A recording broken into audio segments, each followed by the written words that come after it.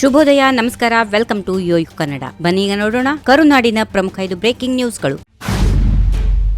Doctor G Parameshwar ಒಡೆತನದ ಶಿಕ್ಷಣ ಸಂಸ್ಥೆಗಳ ಮೇಲೆ ಇಡಿ ದಾಳಿ ಬಗ್ಗೆ ಡಿಕೆ ಶಿವಕುಮಾರ್ ಪ್ರತಿಕ್ರಿಯೆ ನೀಡಿದ್ದಾರೆ. ಗೋಲ್ಡ್ ಸ್ಮಗ್ಲಿಂಗ್ ಕೇಸ್ನಲ್ಲಿ ಜೈಲು ಪಾಲಾಗಿರುವ ನಟಿ ರನ್ಯಾ ರಾವ್ಗೆ ಪರಂ ಒಡೆತನದ ಶಿಕ್ಷಣ ಸಂಸ್ಥೆಯಿಂದ ಲಕ್ಷಾಂತರ ರೂಪಾಯಿ ವರ್ಗಾವಣೆಯಾಗಿದೆ ಎಂಬ ಆರೋಪದ ಮೇಲೆ ಇಡಿ ದಾಳಿ ನಡೆದಿದೆ ಎನ್ನಲಾಗಿದೆ. ನಟಿ ರನ್ಯಾ ರಾವ್ಗೆ ಪರಮೇಶ್ವರ್ 15 ರಿಂದ 25 ಲಕ್ಷ ರೂಪಾಯಿ ನೀಡಿದ್ದಾರಂತೆ. ಇದನ್ನು ಅವರೇ ತಿಳಿಸಿದ್ದಾರೆ ಎಂದು ಡಿಸಿಎಂ ಡಿಕೆ ಶಿವಕುಮಾರ್ ಹೇಳಿದ್ದಾರೆ.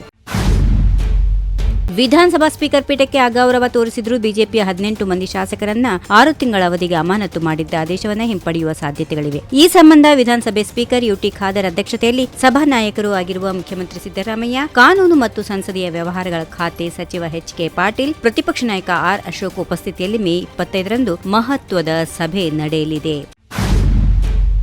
ಕೇಂದ್ರ ಸರ್ಕಾರ ಹೇಳಿದಂತೆ ಕೇಳದಿದ್ದಾಗ, ಅವರ ಸಿದ್ಧಾಂತಗಳನ್ನು ಒಪ್ಪದೇ ಇದ್ದಾಗ ಇಡಿ ಸೇರಿದಂತೆ ಅನೇಕ ದಾಳಿಗಳು ಆಗುತ್ತವೆ ಎಂದು ಗ್ರಾಮೀಣಾಭಿವೃದ್ಧಿ ಮತ್ತು ಪಂಚಾಯತ್ ರಾಜ್ ಸಚಿವ ಪ್ರಿಯಾಂಕ್ ಖರ್ಗೆ ಆರೋಪಿಸಿದ್ದಾರೆ. ಗೃಹ ಸಚಿವ ಡಾಕ್ಟರ್ ಜಿ ಪರಮೇಶ್ವರ್ ಅವರ ಶಿಕ್ಷಣ ಸಂಸ್ಥೆಗಳ ಮೇಲೆ ಇಡಿ ದಾಳಿ ಕುರಿತು ಪ್ರತಿಕ್ರಿಯೆ ನೀಡಿದ ಅವರು, ಕಳೆದ 11 ವರ್ಷದಲ್ಲಿ 193 ಜನ ವಿರೋಧ ಪಕ್ಷದ ನಾಯಕರ ಮೇಲೆ ಇಡಿ ದಾಳಿಯಾಗಿದೆ. 2 ಪ್ರಕರಣಗಳಲ್ಲಿ ಮಾತ್ರ ಶಿಕ್ಷೆಯಾಗಿದೆ. ಇದನ್ನು ರಾಜಕೀಯ ದುರುದ್ದೇಶ ಎನ್ನಬೇಕೆ ಅಥವಾ ಇಡಿಯ ಅಸಮರ್ಥತೆ ಎನ್ನಬೇಕೆ ಎಂದು ತಿಳಿಸಿದರು.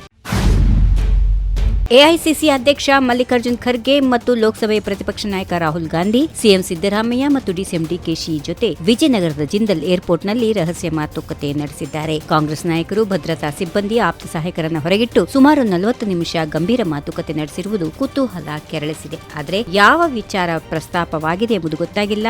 ಜಾತಿವಾರು ಸಮೀಕ್ಷೆ ಬಗ್ಗೆ ಚರ್ಚೆ ನಡೆಸಿದ್ದಾರೆ ಎನ್ನಲಾಗಿದೆ.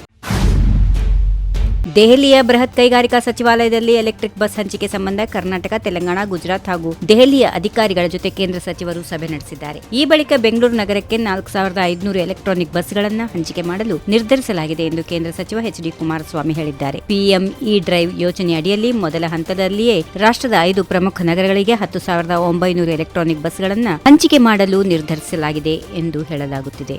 If you like this video, ಬೇಗ ಲೈಕ್ ಮಾಡಿ, ಕಾಮೆಂಟ್ ಮಾಡಿ, ಶೇರ್ ಮಾಡಿ ಹಾಗೂ ಯೋಯೋ ಟಿವಿ ಕನ್ನಡವನ್ನು ಸಬ್ಸ್ಕ್ರೈಬ್ ಮಾಡಿ.